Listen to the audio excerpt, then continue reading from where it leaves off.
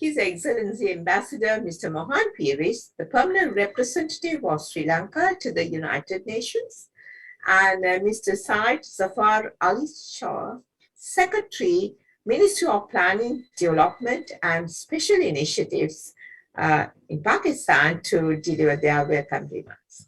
So first of all, I'd like to introduce Mr. Mohan Pieris now.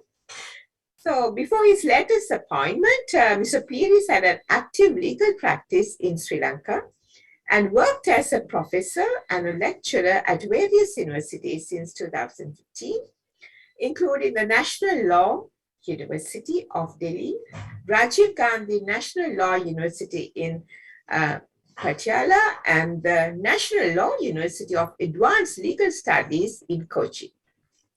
Earlier in his career, he served as the Chief Justice of Sri Lanka's Supreme Court. He was appointed chairman of the Ceylon Bank PLC in 2011 and also served as a senior legal advisor to the Cabinet of Ministers in Sri Lanka during that time. So, His Excellency, Mr. Pieris, the floor is yours. Thank you. Thank you, Professor Hemanti, for giving me the floor. Distinguished guests, members of the academia, ladies and gentlemen. It gives me great pleasure to address this important side event organized by the Sustainable Development Council of Sri Lanka in collaboration with the Ministry of Planning and Special Initiatives of Pakistan and the Economic and Social Commission for Asia and the Pacific.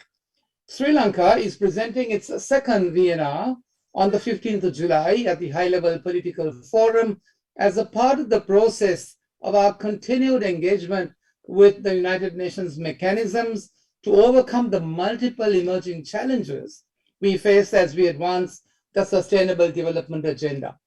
The VNR was prepared in line with the UN Secretary General's guidelines and following a multi-stakeholder approach throughout the entire process. A thorough and systematic process was undertaken to map the alignment between the SDG targets and the 4 thematic areas as the first step. The thematic areas were identified based on the prevailing development trends in the country through an assessment of the national policy context emergent from key policy documents. Sri Lanka has therefore engaged with Pakistan, one of our very close and solid neighbors, in the twinning program to exchange many and the best practices and methodologies.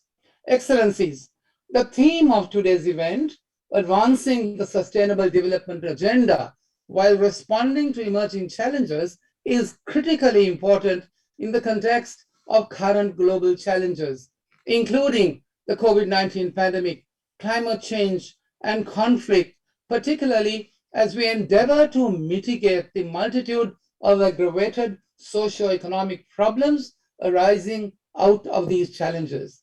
In adopting the 2030 Agenda for Sustainable Development in 2015, humanity reaffirmed its commitment to our future generations of a world that is socially just, environmentally sound, and economically equitable in recognition of the intergenerational trust that we have covenanted to keep.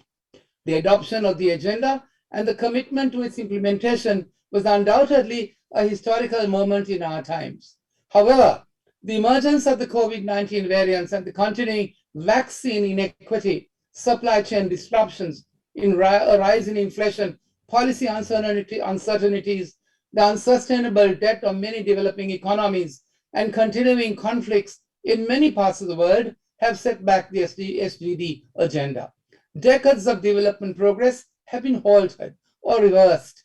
The world is also witnessing, as you see, the highest number of violent conflicts since 1945, with the current conflict in Ukraine adding to the triple crisis of food, fuel, and finance confronting many of us, including our own country, Sri Lanka. So the climate agenda has also suffered setbacks, aggravating the climate crisis confronting all of us. While the pandemic caused carbon dioxide emissions to decrease as a result of a decrease in economic activity, reports from many quarters indicate an increase in global emissions. The goal of limiting global temperature increase to below 1.5 degrees below pre-industrial levels seems a very far cry at this point in time. In other words, advancing SDGs will require, as the Secretary General has stated, a full-scale transformation for an inclusive and resilient development pathway. These include coordinated action to change international financial and debt architecture, providing fiscal space and liquidity for countries, adapting to low-carbon systems, ensuring vaccine equity and common resolve to talk to each other in a spirit of candor, reducing tension and mutual suspicion, enabling amicable solutions to be arrived at all costs. We must at least now walk the talk together if we are to ensure that no one is left behind, or in the case of most developing countries, we will surely otherwise be left behind. It is in this rather perilous global scenario that this side event has been organized to share the best practices of both Pakistan and Sri Lanka in our march to sustain the momentum achieved by both countries despite the setbacks we continue to endure.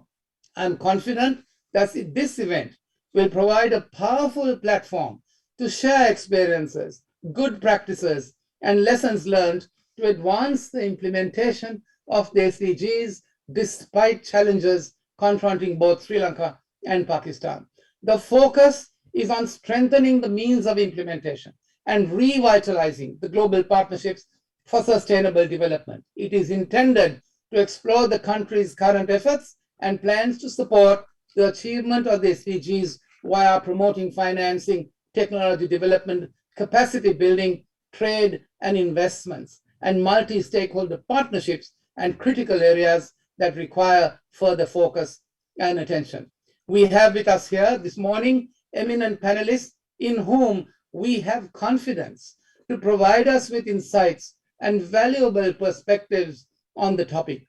I conclude my remarks, ladies and gentlemen, by thanking all of you for being present here with us so early in the morning here in New York, which is a manifestation, I say, of our commitment to this urgent cause. I believe that this discourse would be a thought-provoking and enriching experience for all of us. I thank you. Thank you very much, Your Excellency, Mr. Pieris. That was very insightful. Yes, definitely. That's the path we should follow. So